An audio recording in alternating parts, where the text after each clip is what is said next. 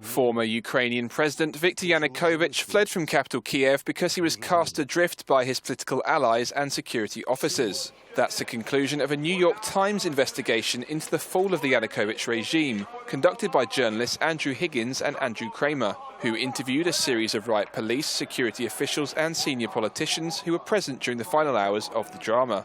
The findings will further undermine Kremlin efforts to portray the flight of Yanukovych as the result of an American-backed coup, a narrative which has been used by Russia to justify the annexation of Crimea and continued Kremlin intervention in East Ukraine.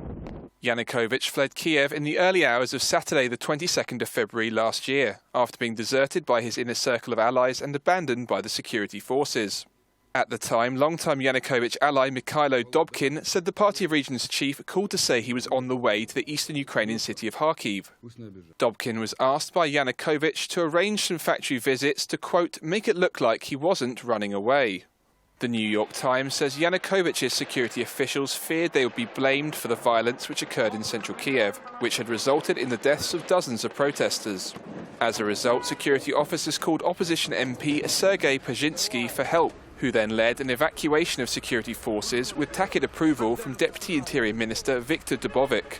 Russian politicians, including President Vladimir Putin and Foreign Minister Sergei Lavrov, have long claimed Yanukovych fled following a so-called coup.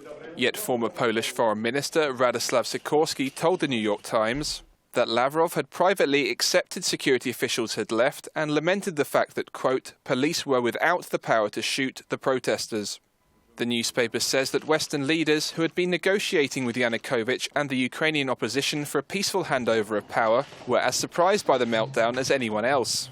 Sikorski said that within 45 minutes of signing a deal, all the riot police were leaving from all the government buildings. Protesters were amazed to find the streets empty on the Saturday morning and simply took control of previously impregnable buildings by simply walking through their front gates, concludes the New York Times report. Street protests against the Yanukovych government began in November 2013, after President Yanukovych turned his back on a free trade deal with the European Union, under heavy pressure from his allies in Moscow. The demonstrations escalated into street violence following a series of crackdowns, culminating in the massacre of protesters on Kyiv's Independence Square on the 20th of February.